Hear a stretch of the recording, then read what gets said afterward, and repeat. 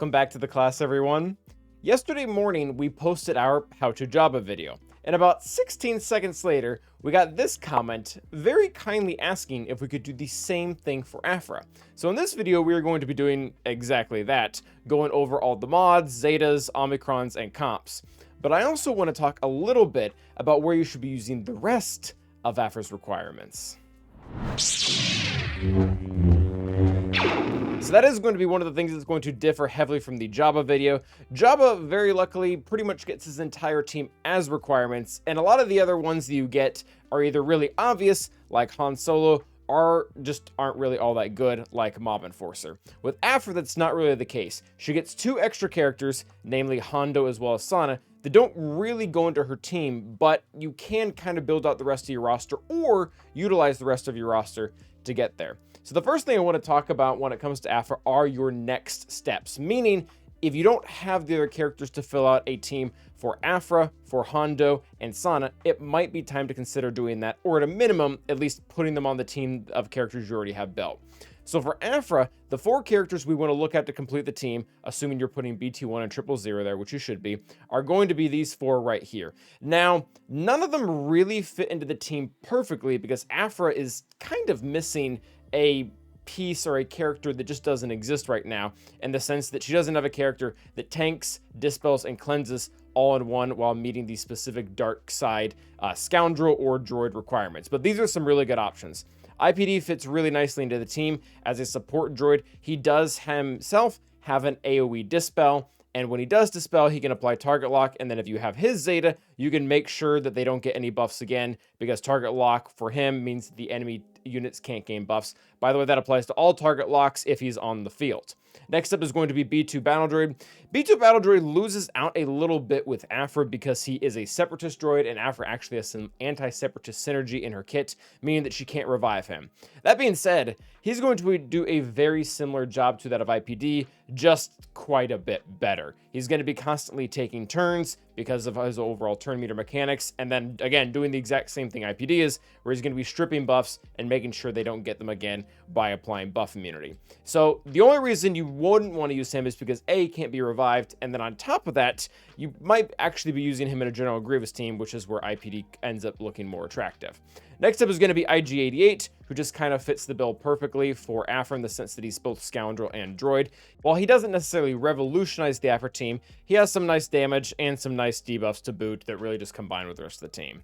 And then lastly is actually going to be Darth Vader. Aphra makes special mention to make sure that Darth Vader gets to be in on all the synergies in the team, and his ability to ignore taunt with Merciless Massacre is actually really important for Aphra's possibly her best counter out there that a lot of you are going to be wanting to utilize now that everybody has Java. So as far as Aphra, these are 4 tunes that are worth considering building up, or at least worth considering allocating to her team. Now, there is one character that I want to make mention of because a lot of people see that Aphra has all these mentions of allowing Chrysanthemum to work in her kit, and they want to put them on the team, especially because he's a tank, and especially because not everyone who got the Hut Cartel pack has Jabba yet because of the other requirements. And I would heavily discourage anyone from using Chrysanthemum on Aphra, and the reason why is very simple. Even though Aphra makes an exception for Chrysanthemum, Chrysanthemum does not make an exception for Aphra. When you go into his kit, I kid you not, every single one of his abilities has a Hut Cartel clause. The basic, if all allies were Hut Cartel at the start of the battle and Chrysanthemum is taunting, he gets these debuffs. You go over to the first special. If the ally in the leader slot has Hut Cartel, gain protection up and recover health and protection. Dismember, if all allies were Hut Cartel at the start of the battle, increase target enemies' cooldowns. Unique, if all allies were Hut Cartel at the start of the battle, at the start of each encounter, Chrysanthemum taunts and gains speed up for 2 turns. His payout, which doesn't necessarily need to be Hut Cartel, but it at least needs to be under a bounty hunter lead. So literally, the entirety of his kit is blocked between Hut Cartel and bounty hunters. Aphra, unfortunately, isn't able to give any of that to him. If you do put him on the team, literally all he's able to do is taunt for 2 turns, and if it's dispelled, it doesn't come back. And I guess you can get off the lucky dismember on someone, and maybe that'll do something, but realistically, you're much better off using one of these top 4 characters, and then leaving Chrysanthemum to either some weird Boba-led hybrid prior to Jabba, and then obviously on Jabba once you get him.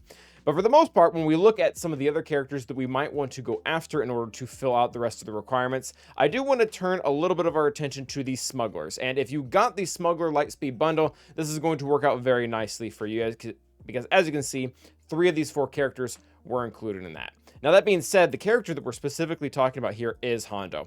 Hondo has a little bit of an issue synergizing with a lot of characters in game because he has the neutral tag, which unfortunately for him cuts him out of a lot of synergistic piece. Like if we look at Vander Chewbacca and the fact that he can revive any of his scoundrel allies, or light side scoundrel allies, I should say, if he's fully prepared. This becomes really problematic because while Hondo isn't dark side, he also isn't light side. All that being said, he does like to play specifically with smuggler and scoundrel allies. He gets a number of bonuses, including turn meter if you have his JC Omicron, which complement well and actually stop some of the counters from beating, say, like a Dash or Bam out there that can just go before and run the team over.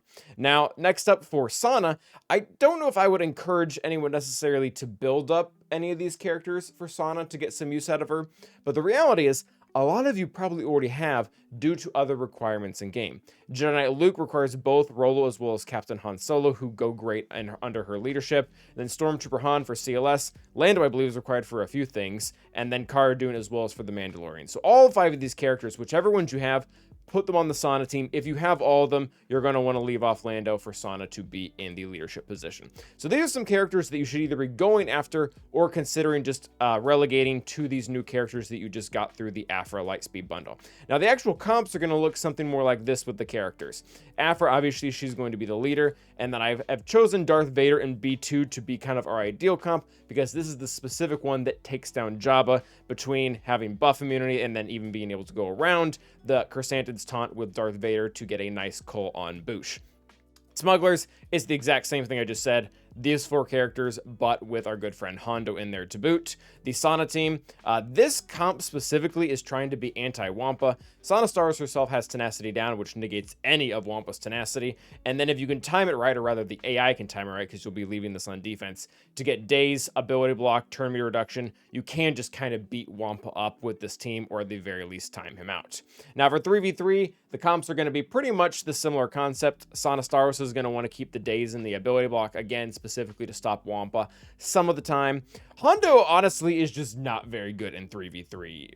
He just doesn't synergize with enough different characters. This little number is kind of fun because old Ben has evasion mechanics and Hondo also has evasion mechanics once he's able to build over time. And then having these 2 tanks in here allows him to get his stacks of extortion, or not extortion, but to get his stacks of profit up in order to be able to have that evasion by the time the 2 tanks are dead. And then Aphra needs these 2 because those are her core free. Pretty simple. So overall, comps and what you need to work on, this pretty much sums it up well. Now moving on to everyone's favorite topic, and that is going to be Zetas. The good news, or even great news, I should say here, is you actually got a lot of Zetas for free if you got the Aphra Lightspeed bundle. And different from the Jabba one, these are actually some pretty good Zetas, or at least on BT1 and Hondo Ohnaka. I won't go into detail about these because you should already have them, both on the homicidal counterpart here, which is great.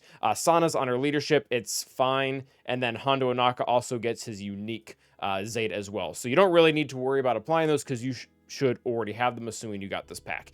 If you don't, then Hondos and BT1s you are going to want to get at some point. But overall, first priority, assuming you did get the Lightspeed bundle, is going to be both Aphra's unique, her lead, and then Hondo's special, which you did not get for free, unfortunately, through the Lightspeed bundle. I don't want to kill you per se. This is what allows him to captive enemy units. It's one of the things we talked about by putting him on a dash team that is so important, because if he does have the Omicron on top of the Zeta, he gets to go before everyone else, captives one of the enemy units, and really screws up a lot of the time the overall turn meter and what the enemy team wants to do. Things like Imperial Troopers, things like Bounty Hunters, who have a very methodical way of taking the enemy down by getting Contractor just chaining kills. He really does disrupt a lot of that, but you do need a Zeta in order to do that. It's not having the Zeta on Hondo is kind of like not having Fracture on Thrawn. It is just an overall part of his identity to how he is so good.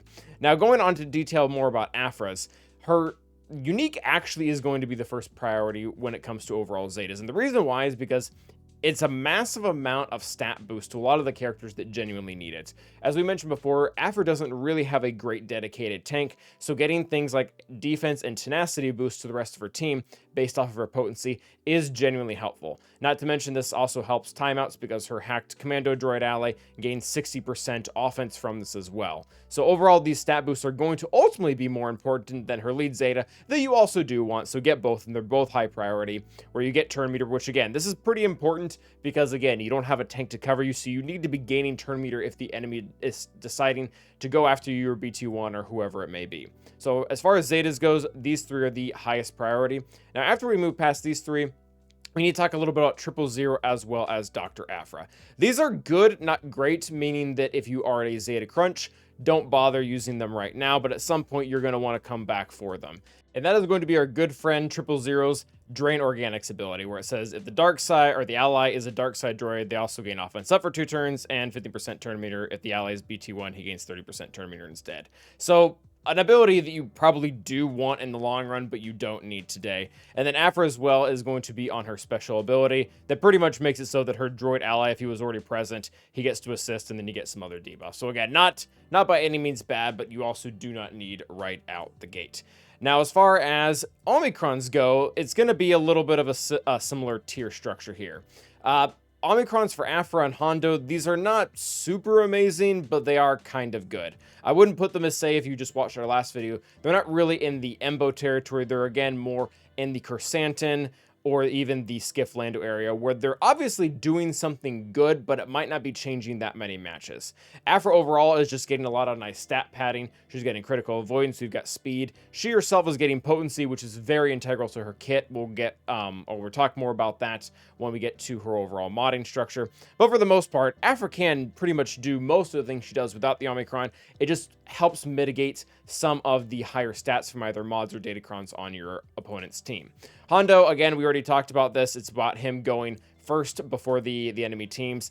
It is probably changing more battles than, say, Aphra's is, but at the same time, he's a kind of a lower caliber character where most of the time Hondo is going to be involved in beating B teams, whereas Aphra herself can probably be taking on some A teams like Jabba that we talked about before. So they're both going to kind of land in that good category. 000, Stanostaros, and Aphra's other 2 Omicrons they're all just bad. 000 is 3v3, and then it torture lasts for 2 turns, essentially. There's some other things in there. It's not overall that good.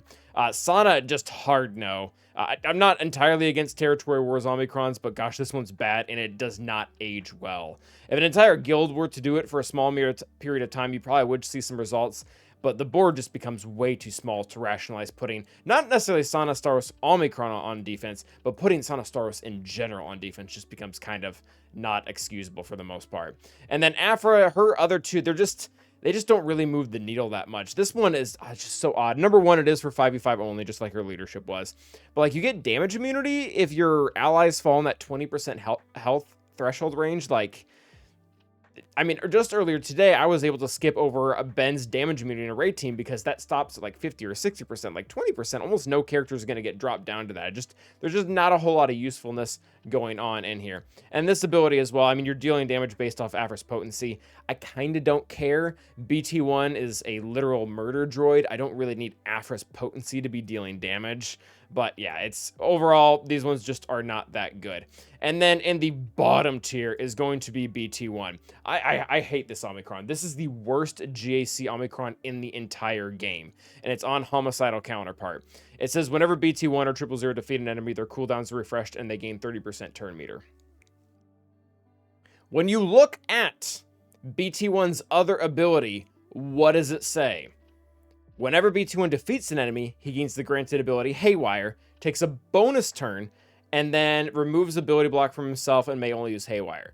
So, who cares if you can reduce cooldowns and get turn meter when you're getting a bonus turn and a granted ability that only allows you to use that granted ability? It's literally useless. The only thing you can really rationalize it doing is giving 000 the opportunity to gain a bonus or a 30% turn meter whenever he kills someone, which I don't think 000's ever killed any characters for me. He's great on the team. He does a lot of fun things, but BT1 is your killer. So yeah, and also it's 3v3, so -2 social credit. Like, just overall awful. Don't apply it. Please don't do it. I don't care how much you love or hate 3v3. It is literal garbage. So that's Zetas, Omicrons, and now on to everyone's favorite. We're going to talk about modding. And I'm going to be picking on this team specifically because I know we did talk about using some other characters in the Aphra team, but quite frankly, most people either have modded B2 and Vader correctly, or you have access to a resource that talks about how to mod B2 as well as Vader. There aren't really any specific instructions. B2 still wants to be tanky, potency, tenacity, and Vader still wants to be damaged. That's how they work in pretty much all the comps they're in, so we're not really going to address them in detail. But Aphra herself is the character in game who wants potency the most. When CG designed her kit, it was all about potency, and not just because she wants to land debuffs, and she does want to do that, but how they have it structured is that she's actually taking from her potency and padding other stats with it. You can see in her leadership ability, at the start of the battle, Dr. Aphra gains max health and max protection equal to 30% of her potency. So the higher her potency is, the higher her both max health and protection, so you're kind of triple dipping there. And on her unique, we already kind of mentioned this, but this is actually really good. At the start of Aphra's turns, Dark Side Droid, Dark Side Scoundrel, Darth Vader, Chrysanthemum, they gain the 30% defense, offense, and tenacity based on her potency. The reason also why this is actually really cool, and this escapes her modding just a little bit, is how her kit works with rogue archaeology and siphoning potency. Her potency is going to grow gradually throughout the battle, and what it's going to do is compound with this unique, where she's not just going to give them the set 30% based off of her base potency at the beginning of the battle. This is going to reset every single time she takes a turn. It's one of the reasons why her allies can do so much damage or actually be so tanky after the battle gets going for a while, because the more she stacks her potency, the more of a difference this is ultimately going to make. But that being said, we want to have her start with a high amount of potency. So full potency sets on all three of them, and then a potency primary on the cross. That really should be top priority. After that, we want to focus on overall survivability and speed. Aphra doesn't really gain a lot of max health or max protection per se outside of her potency boost, so we are just going to go with raw protection because she doesn't have a lot of health steal, and whatever she has, we want to make sure she can maintain. So a potency primary on both the circle as well as the cross.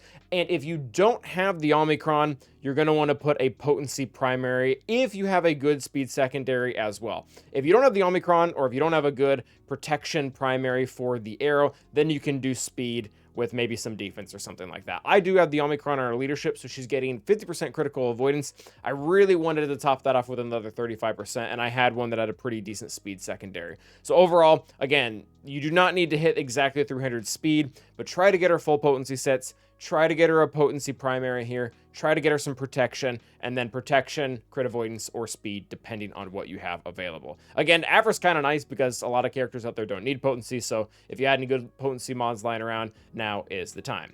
BT1 is your pretty standard attacker. I went with offense and crit chance for him, much like you do on most attackers, purely because he does have a lot of damage. He gets boosts for both critical damage and offense in his kit. I decided to go for overall an offense build just because, again, Aphra has the capability to punch up and hit some pretty big targets, and one of the things that starts to happen as you start to punch up is characters just are able to be crit less and less. So overall, offense set, crit chance primaries, crit chance offset, and then offense primary on the cross, crit damage primary on the triangle, offense primary on the arrow. BT1 should be gaining a lot of turn meter, both through Aphra's mechanics, and as well, he's going to be assisting out of turn from 000 quite a bit, so we don't necessarily need him to go zoom zoom. He doesn't need to have the fastest mods in the world. As you can see, I actually have a 6-speed secondary, a 9-speed secondary, a 10-speed secondary.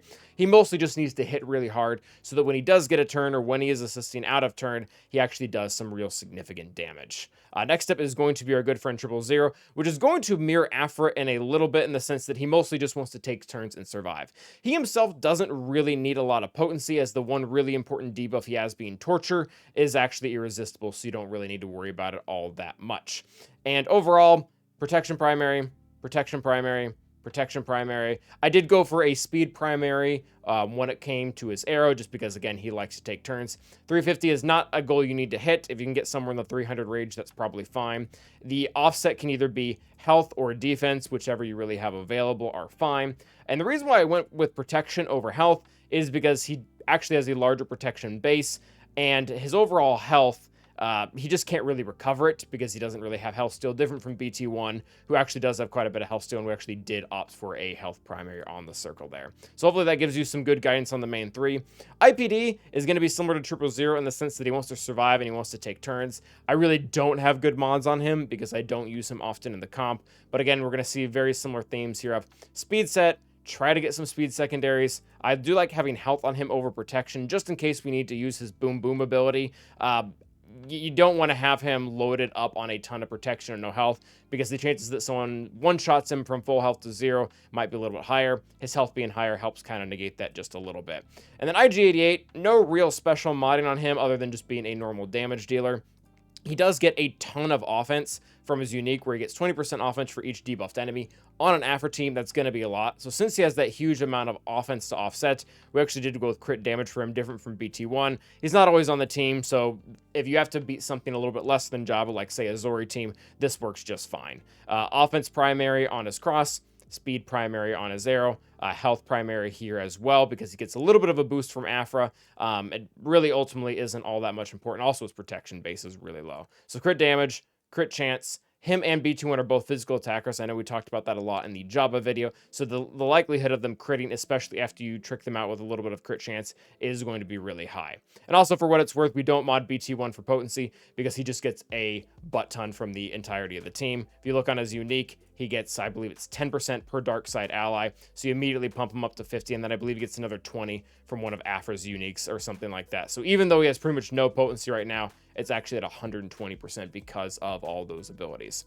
So that is going to be our video. We've covered what you should be working on next, how to actually build the teams, what Zetas they need, what Omicrons they can use, and even how to mod them.